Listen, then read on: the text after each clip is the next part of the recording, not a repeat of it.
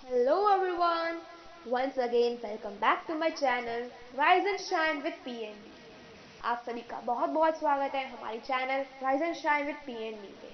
तो आज मैं हाजिर हूँ आपके सामने बिलीव 4 के साथ। अगर आपने अभी तक हमारे चैनल को सब्सक्राइब नहीं किया है तो वीडियो यहीं पे पॉज कीजिए और सब्सक्राइब कीजिए और साथ ही बेल आइकन को भी प्रेस कीजिए जिससे आपको हमारे चैनल के सारे नोटिफिकेशंस मिलते रहेंगे। सो फ्रेंड्स, अगर आपने बिलीफ 1, 2 एंड 3 नहीं देखा है तो बिलीफ 4 को भी मत देखना, क्योंकि अगर आपने अभी तक वो बिलीफ नहीं देखे हैं तो ये बिलीफ भी आपका कोई काम का नहीं है। कहते हैं ना कि अगर आप सीरीज में जाएंगे तभी आपके लिए वो अच्छा होगा, तभी आपके लिए वो हेल्पफुल होगा। तो मैं आपको स्ट्रांगली रिकमेंड करूंगी कि आप पहले वो बिलीफ देखिए, प्रीवियस जो बिलीफ्स मैंने बनाए हैं वीडियोस वो आप देखिए, फिर ही आप बिलीफ 4 को देखिए। सो फ्रेंड्स, चलिए स्टार्ट करते हैं। हमारा बिलीफ 4 है, you don't have to be the best to reach the first. इसका मतलब है कि आपको फर्स्ट आने के लिए बेस्ट होने की जरूरत नहीं है। फ्रेंड्स, हर वर्ष ऑस्ट्रेलिया में 875 किलोमीटर की रेस दौड़ी जाती है। यह रेस सिडनी और मेलबर्न तक की होती है। इस रेस को पूरे विश्व में सबसे लंबी और सबसे तेज रेस या अल्ट्रा मैराथन माना जाता है, जिसे पूरी करने के लिए एक हफ्ता निकल जाता है। इस अल्ट्रा मैराथन में सिर्फ ट्रेन्ड वर्ल्ड क्लास एथलीट्स ही पार्ट लेते हैं और यह एथलीट्स 30 साल की उम्र के अंदर के ही होते हैं। सभी एथलीट्स बहुत बड़े स्पोर्ट्स स्टार होते हैं और उनके पास सबसे महंगे ट्रेनिंग आउटफिट्स और शूज होते हैं। 1983 में यह सबसे टॉप क्लास रनर्स के लिए एक सरप्राइज तैयार थी। रेस के पहले दिन वहां क्लिफ यंग नाम के आदमी आया।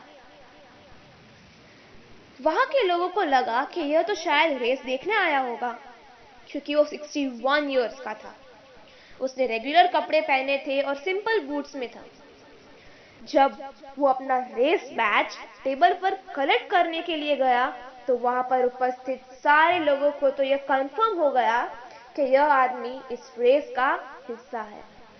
कुछ लोग तो यह भी कह रहे थे कि यह बस पब्लिसिटी के लिए ये सब कर रहा है, पर जो मीडिया थी वो बहुत उतावली थी। जैसे ही क्लिफ रेस ट्रैक पर पहुंचा, सारी मीडिया ने उसे घेर लिया। रिपोर्टर्स ने पूछा कि तुम कौन हो और यहाँ क्या करते हो तुम। उसने कहा, मेरा नाम क्लिफ यंग है। मेलबर्न नामक सिटी के बाहरी इलाके में मैं भेड़ बकरियां चराता हूँ। और हाँ, मैं ये रेस भी दौड़ने वाला हूँ। मेरे पास बैकअप के लिए कुछ नहीं है, पर हाँ, मैं भाग सकता हूँ।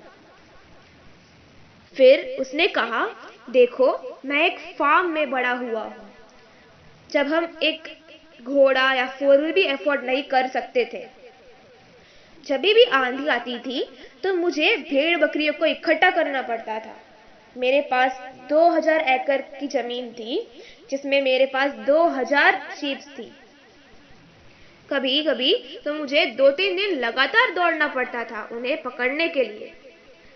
वह बहुत मुश्किल था, पर मैं कैसे भी उन्हें पकड़ लेता था। और मुझे यह भी विश्वास है कि मैं यह रेस भी दौड़ सकता हूँ, क्योंकि यह तो सिर्फ 5 दिन का ही है। भेड़ बकरियों के लिए 3 दिन तो भागता ही था, पर इसके लिए भी तो मैं भाग सकता हूँ। यह सब सुनकर वहां उपस्थित सब चौंक गए थे। अब मैराथन स्टार्ट हो गई थी। सभी वर्ल्ड क्लास रनर्स क्लिफ को पीछे छोड़कर आगे रेस में दौड़ रहे थे। वहां उपस्थित सारे लोग क्लिफ का मजाक उड़ा रहे थे, क्योंकि वह तो ठीक से दौड़ भी नहीं रहा था। एक 61 ईयर ओल्ड पोटैटो फार्मर के लिए यह रेस बहुत टफ होने वाली थी। ऑस्ट्रेलिया की सारी जनता इस लाइव टेलीकास्ट को देख रही थी और प्रे कर रही थी कि कोई तो आए और इस बूढ़े आदमी को रेस रोक ले और रेस में से निकाल दे। उनको ऐसा लगता था कि रेस खत्म होने के पहले ही ये बूढ़ा आदमी जो था वो मर जाएगा। हर प्रोफेशनल एथलीट को यह पता था कि इस रेस को खत्म करने के लिए 7 दिन तो लग ही जाते हैं और उन्हें 18 घंटे भागना पड़ता है और 6 घंटे सोना पड़ता है। इस बूढ़े आदमी को तो यह भी नहीं पता था। अगली सुबह सब क्लिफ को रेस में जिंदा देखकर चौंक गए।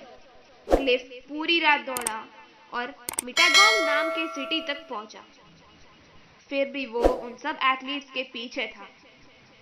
हर रात वो बिना सोए दौड़ता ही गया और आखिरी रात को उसने वो सारे वर्ल्ड क्लास एथलीट्स को पीछे छोड़ दिया और मैराथन के आखिरी दिन क्लिफ उन सब से कई आगे था। उसने ना ही सिर्फ यह मेलबर्न से सिडनी तक की अल्ट्रा मैराथन बिना मरे दौड़ी, बल्कि वह इस रेस का विजेता था। उन्होंने फर्स्ट पोजीशन जीता और रेस का रिकॉर्ड ब्रेक किया। 9 आवर्स जल्दी पहुंचकर वह एक नेशनल हीरो बन गए थे। पूरी कंट्री उस 61 ईयर ओल्ड पोटैटो फार्मर से प्यार कर बैठी जो कोई अनजानी जगह से आया और सारे वर्ल्ड क्लास एथलीट्स को हरा दिया। उसने यह 875 किलोमीटर की रेस को 5 दिन 15 घंटे और 4 मिनट में खत्म किया और उसको यह भी नहीं पता था कि रेस के बीच सो भी सकते हैं। उसने कहा कि जब वो दौड़ रहा था तो वह इमेजिन कर रहा था कि वह भेड़ बकरियों के पीछे दौड़ रहा है। वो उस भेड़ बकरियों को पकड़कर इकट्ठा कर रहा है। जब क्लिफ को फर्स्ट आने के लिए $10,000 की प्राइज दी गई तो उसने कहा कि उसे तो यह भी नहीं पता था कि जीतने वाले को प्राइज भी दी जाएगी। और उसने कहा कि उसने पैसों के लिए नहीं दौड़ी है ये रेस। उसने कहा कि यहाँ और 5 रनर्स हैं जिनमें मुझसे भी अच्छी क्वालिटीज है, जो मुझसे बहुत ही टफ कॉम्पिटिटर्स हैं। क्लिफ ने उन 5 एथलीट्स को $2,000 दिए और अपने पास $1 तक नहीं रखा। क्लिफ एक सिंपल आम आदमी था जिसने एक एक्स्ट्रॉर्डिनरी करतब किया और नेशनल सेंसेशन बन गया। यंग शफल करके मेथड है वो आज के दौर में सभी अल्ट्रा मैराथन रनर्स अपनाते हैं, क्योंकि इसमें सिर्फ कम ऊर्जा का इस्तेमाल होता है। सिडनी से मेलबर्न की रेस में मोस्टली कोई नहीं सोता। सभी को ऐसा लगता है कि रेस जीतने के लिए उन्हें क्लिफ यंग के जैसे भागना पड़ेगा, पूरा दिन और पूरी रात बिना सोए। फ्रेंड्स, ये पूरी दुनिया स्ट्रांगली बिलीव करती है कि अगर तुम्हें फर्स्ट आना है तो तुम्हें उस चीज में बेस्ट होना ही पड़ेगा। जब तक वो आपको बेस्ट नहीं मानेंगे, आपको बेस्ट नहीं देखेंगे, तब तक वो आपको एनकरेज नहीं करने वाले। एनकरेज करने के बावजूद वो लोग आपको क्रिटिसाइज करेंगे और आपकी चॉइस को वर्स्ट मानेंगे और आपने जो भी डेयर करके कदम उठाए होंगे उसे भी पीछे खींचेंगे।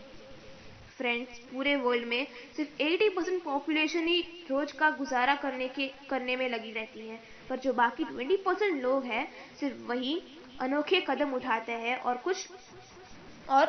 वो लोग कुछ एक्स्ट्राऑर्डिनरी कर बताते हैं। उन 20% लोग से ही यह दुनिया चल रही है। बाकी 80% लोग सिर्फ उनके कंफर्ट जोन में रहते हैं और खाने पीने और सोने के लिए ही जीते हैं। पर यह आपके ऊपर है कि आप उन 20% लोग में हो या 80%। कमेंट करके जरूर बताइए कि फ्रेंड्स आप कौन से परसेंटेज में हो, कौन से कैटेगरी में हो। दुनिया में हंड्रेड्स ऑफ ऑर्डिनरी पीपल है जो रोज कुछ एक्स्ट्राऑर्डिनरी कमाल करते हैं। क्लिफ ना ही बेस्ट था और ना तो वो ट्रेंड था। उसके पास ना ही कोई इक्विपमेंट्स थे जो मैराथन में सबसे जरूरी थे, पर उसके पास यह एक चीज भर भर के थी, सेल्फ कॉन्फिडेंस। अगर आपने नोटिस किया हो तो जो क्लिफ था वो रेस नहीं दौड़ रहा था। वह ना ही बाकी कॉम्पिटिटर से कंपटीशन लगा रहा था। उसे उन हंसने वाले लोगों की भी नहीं पड़ी थी। वह तो बस अपना बेस्ट दे रहा था और अपने अंदर के बेस्ट से कंपटीशन लगा रहा था। उसे रेस जीतने से मतलब नहीं था, उसे सिर्फ अपने आप से जीतना था। फ्रेंड्स, इस स्टोरी को अच्छी तरह से याद कर लेना। लाइफ के हर स्टेज में आपको कई ऐसे लोग मिलेंगे जो आपका मजाक बनाएंगे, क्रिटिसाइज करेंगे आपके चॉइसेस के बेस पे, आपको वर्स्ट मानेंगे, आपके डिसीजंस को वर्स्ट मानेंगे। पर यह तो सिर्फ आपके ऊपर है कि आप कैसे शांत रहकर उस क्रिटिसिज्म और मजाक में से फीडबैक लेते हैं। यह बिलीफ आपके जीवन में जो हिडन ट्रेजर्स है उसे बाहर निकालने में मदद करेगी। तो फ्रेंड्स, हमेशा याद रखना कि आपको फर्स्ट आने के लिए बेस्ट होने की कोई ज़रूरत नहीं है। जो आपको रिडिक्यूल करते हैं, लोग क्रिटिसाइज करते हैं, वो सब आपके ऊपर है कि आपको उसे किस तरह से लेना है। क्लिफ के पास ऐसी इक्विपमेंट्स भी नहीं थी जो उसे चाहिए थी। ऐसा भी कहते हैं कि मेरे पास ये नहीं है इसलिए मैं ये नहीं कर सकता, ये वक्त आएगा तब मैं ये करूँगा या ये करूँगी। ये सब सिर्फ बहाने हैं friends. So I hope friends कि आप सभी को ये जो हमारी बिलीफ 4 थी हमारे इस series painting the 10 colours of excellence में, ये बिलीफ आपको समझ आ गई है। आज का वीडियो आपको समझ आ गया हो। अगर आपको ये नहीं समझ आया हो तो प्लीज़ हमें कमेंट सेक्शन में ज़रूर बताइए। और अगर आपने अभी तक हमारे चैनल सब्सक्राइब नहीं की है तो अभी सब्सक्राइब कीजिए और बेल आइकन को भी प्रेस कीजिए, जिससे आपको हमारे चैनल के सारे नोटिफिकेशंस मिलते रहेंगे। सो फ्रेंड्स, इस वीडियो को लाइक कीजिए, कमेंट कीजिए और उन सभी लोगों को शेयर कीजिए जिसे इसको देखने की बहुत ज़्यादा आवश्यकता है। थैंक यू फ्रेंड्स, मिलते हैं 31 जनवरी को बिलीफ 5 के साथ। So friends, thank you, bye bye and take care.